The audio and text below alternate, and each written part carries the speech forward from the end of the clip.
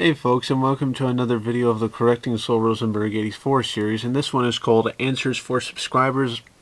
I'm going to have to say this one was rather pointless and utterly foolish, but I will comment on two things.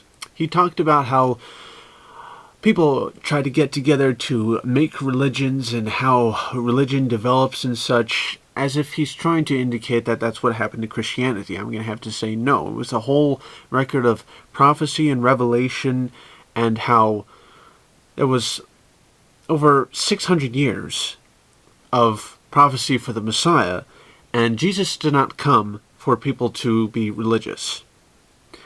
He said, you don't have to do all these rituals and stuff. There's nothing you can do to get to heaven. I have done it all for you. That's the difference between the gospel of Christ and religion. Christ did not come for people to be religious. He came to give people life. I don't know, in this one video, he was answering a lot of subscribers' questions like, would you do this, would you do that, like, what do you want, and, blah, blah, blah. And one of the questions was, if you could kill someone, who would you rather kill? And he said Bill O'Reilly. Well, I have to admit sometimes, I don't know if I like Bill O'Reilly. Sometimes he says right things, sometimes he says wrong things, and a lot of times wrong things, and he does get kind of argumentative and rather annoying, and I just don't know what to decide about the guy.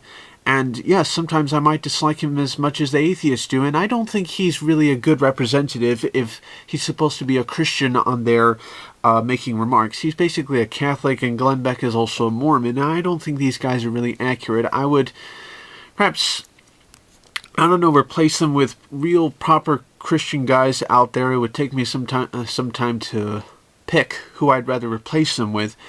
But yeah, Bill O'Reilly can get annoying sometimes and is rather, I think, misrepresenting Christians a big deal, and I don't know what to say about the guy. Maybe he does not deserve his show. Maybe he should be fired. I would agree with that. But I wouldn't kill him. I just would want to, maybe he ought to get an honest job picking peaches or changing tires, because it's rather offensive to the public. I don't know, he's rude, he's interruptive, and he's loud, and he's all sorts of the negative. But in some cases he may be right. But in a lot of cases he can't be. And I want to finally comment on this one thing. There's a vendetta on top of this shelf.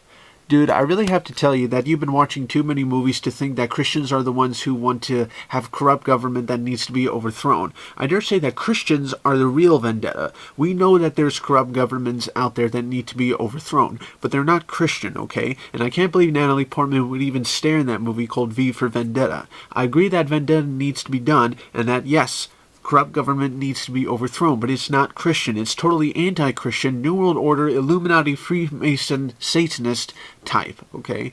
And I dare say a lot of the people in Occupy Wall Street, a lot of the street protests are wearing that mask, and I dare say it's almost become sort of like a cult. You don't have to be wearing that mask to show yourself as someone who wants corrupt government gone or such, but that's one of the reasons why I'm supporting Ron Paul, okay? And I dare say that the whole thing about overthrowing government or that corrupt government is Christian is rather baloney, and I dare say it's just Hollywood bias, and I think Hollywood is really hurting themselves by trying to say, trying to feature stuff like that, which is way beyond stupid.